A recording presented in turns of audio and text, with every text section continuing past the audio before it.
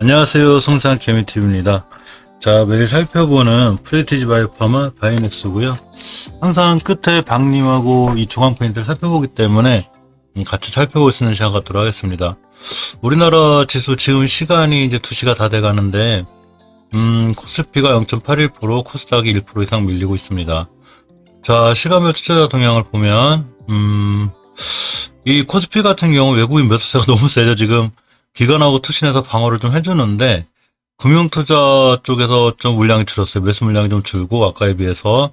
자, 코스닥은 이렇게 보시면 이제 외국인이 아까 그나마 12시까지는 자 매수세 있었는데 외국인이 이제 코스닥도 매도세로 들어서면서 굉장히 지금 낙폭이 커지고 있죠. 조금 염려된 상황인데 결국은 종가상 지수를 일단 봐야 되겠지만 깨지 않아야 될 자리가 중요해서 자 주봉에서 보시면 코스닥 같은 경우에 요렇게 1월 29일 날 형성된 이 자리를 이탈하지 않아야 되고요. 965포인트예요. 코스피 같은 경우에는 아직 깨지 않고 있는데 이렇게 2월 5일 날 형성된 변곡점 이 자리가 굉장히 중요해서 시간 끝나고 HLB 영상 찍을 때 그때 한번 체크해 볼까 합니다. 자, 매일 먼저 살펴보는 프레티지 바이오파마인데요. 오늘 시장이 밀리면서 약간 밀리고 있죠. 자, 그렇지만 아직은 양봉 상황인데 지금 어제 제가 프레티지 바이오파마를 말씀드릴 때 분명히 5일선을 회복해 주는 게 중요하다고 그랬는데 아직 5일선을 회복하지 못하고 있죠. 이 얘기는 이 주식이 추가로 더 밀릴 수 있다는 얘기예요. 물론 지금 보시게 되면 지수의 영향을 좀 받는데 이거는 프레티지 바이오파마의 주봉 차트예요. 자, 주봉에서 이 녹색으로 굵게 거는 선이 5주선이죠. 5주선이 이렇게 V자 형태, 이렇게 반등이 딱 된 이 자리가 중요한 변곡점, 즉 곡선이 변한 지점, 변곡점이 되죠. 여기는 굉장히 강력한 지지선이었어요. 그래서 이 자리를 깨면 안 되는데 이번 주에 계속 밀고 내려오고 있죠. 물론 내일 이제 금요일 하루 거래가 더 남았어요. 그렇기 때문에 내일 금요일상 이 5주선 위에 변곡점 위에 올려놓으면 다음 주에 추세가 살아날 수 있지만 내일 못 올려놓고 깨지게 되면 추세가 더 하향으로 무너질 수 있는 위험성이 있습니다. 자, 5주선의 변곡점의 가격이 29,800원인데 이 얘기는 이 친구가 29,500원, 800원 위에 못 올려놓으면 다음 주에 추세가 또 한번 무너질 수 있으니까 그에 대한 대비가 좀 필요해 보여요. 자, 일봉에서 보시면 일단 5일선 회복을 해줘야 되는데 이 녹색선 그런 게 5일선이죠. 5일선을 못 올려놓으면 5일선을 맞고 밑으로 이렇게 줄줄 흘러내리는 안 좋은 상황이 생겨요. 그래서 5일선 돌파 회복 안착할 때까지는 일단 매수하는 건 좀 자제하는 게 좋고요. 일단은 중요하게 지켜줘야 할 변곡점이 저 밑에 있어요. 이때 거래량이 터지면서 좀 올라가는데 4월 8일이죠. 이때 5일선이 둥그스럽게 올라가서 변곡점 자리가 형성됐는데 26,800원대에 그래서 26,800원대를 깨게 되면 아주 위험하니까 이때까지는 좀 긴장하셔야 되고요. 그렇다고 여기까지 기다리기 너무 지루하니까 5일선 회복 돌파 안착해주면 매수, 돌파하거나 안착해주지 못하면 일단 매수하지 않는 게 좋고 이전 변곡점인 4월 7일에 생긴 자리를 찍고 돌아 나갈 때 자 추가 매수를 진행해서 이렇게 수익을 보는 게 낫죠. 지금 우리나라 지수 전체가 안 좋기 때문에 그 영향도 있고 또 프레티지 바이오파마는 사실 5월 7일날 5주선 이탈하면서 제가 경고했죠. 왜 5세초 5선 이탈하게 되면 위험하다고. 그래서 5선 이탈할 때 굉장히 위험해진 건데 이 5주선은 그만큼 중요해요. 5주간의 평균 가격을 선으로 그려놓은 건데 5주간 동안 평균적으로 잘 지켜온 가격대를 깼다는 얘기죠. 주식이. 그만큼 위험한 거니까 이거에만은 조금 상황이 대응이 필요해 보여서 일단은 현재 위치는 자 5선 병조 깨놓은 상태라 긴장하셔야 되고요. 이거 이번 주에 못 올려놓으면 추가로 무너지니까 그에 맞는 본인만의 대응과 원칙이 중요하다고 볼 수 있습니다. 자 다음 바이넥스입니다. 바이넥스를 보면 역시 오늘 지수가 무너지면서 많이 무너지는데 이 바이넥스 일봉에서 보시면 제가 크게 맞는 매물대가 하나 있다고 그랬죠. 예전에 HLB도 이런 길을 걷고 있는데 예전에 중요하게 뚫어줘야 될 변곡점 2개가 존재해요. 자리가 어디냐면 20년도 9월 달에 생긴 이 변곡점 5일선이 둥그렇게 꺾인 이 점이고요. 또 하나가 2월 19일 날 생긴 변곡점입니다. 이 자리를 뚫어야 바이넥스는 진짜 날아가요. 이 자리를 뚫고 안착을 해줘야 되는데 여기를 또 맞고 떨어졌죠. 자 언제냐면 4월 20일 날 맞고 떨어졌고 이렇게 4월 30일 날 맞고 떨어졌습니다. 그래서 저 자리를 진짜 뚫어야 되는데 맞고 떨어지면서 조정이 들어왔는데 일봉에서만 놓고 판단하기 좀 어렵지만 일단은 5일선 회복을 못 해주고 다시 또 깨졌죠. 그러니까 5일선 돌파 안착을 해줘야 어쨌거나 돌아나갈 수 있는 여지가 있는데 일단 오늘도 5일선 돌파를 해주지 못하면서 추가로 하락의 여지를 남겨놨어요. 자, 월봉에서 보시면, 이 친구 전월의 저점 깨면 안 되죠. 전월의 저점 가격이 얼마냐면, 자, 이렇게 13,150원, 죄송합니다.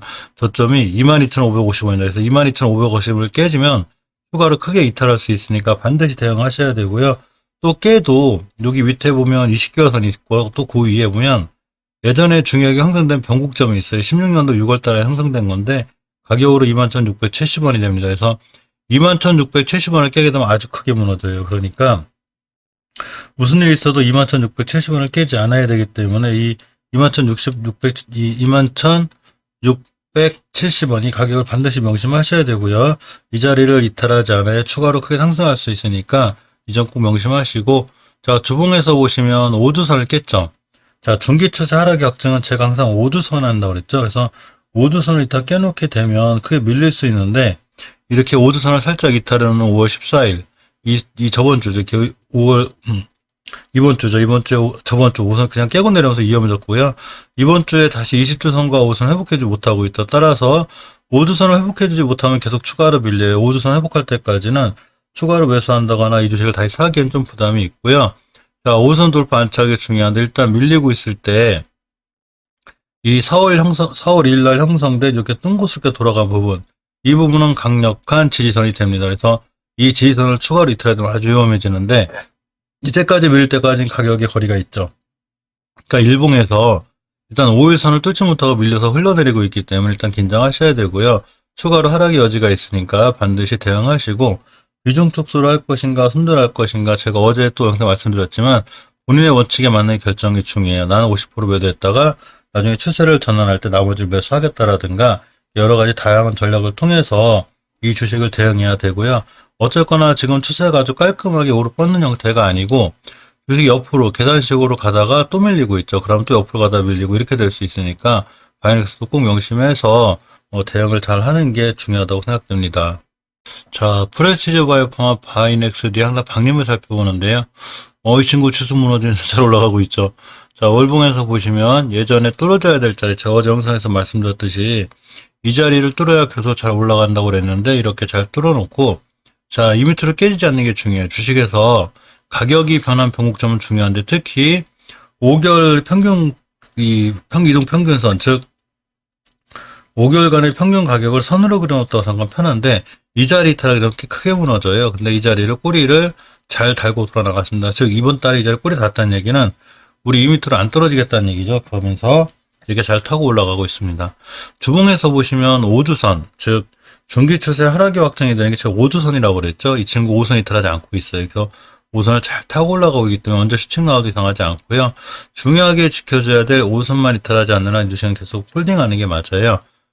일봉에서 보시면 이 박님 같은 친구는 이때 3월 5일 날 한번 좀 슈팅이 나왔어요. 8% 정도. 그 다음에 20% 갔다 왔는데 그 위에 조정받을 때도 21선을 이탈하지 않고, 즉 21선이 아마 5주선일 거예요. 그래서 이 21선 이탈하지 않고 잘 올라가고 있죠. 이렇게 단 한 번도 이탈하지 않고 있죠. 그래서 제가 이때 뭐라고 그랬냐면 5월 11일 날 21선 찍고 나갈 때가 중요한 매수 타임이라고 그랬는데 다음날 10%, 오늘도 역시 5%또 올라가고 있는 굉장히 좋은 모습 보이죠. 박님은 21선만 이탈하지 않고 5주선만 잘 타고 올라가면 자, 굉장히 강하거나 또 좋은 슈팅이 한번 나올 수 있는 그런 주식이 됩니다.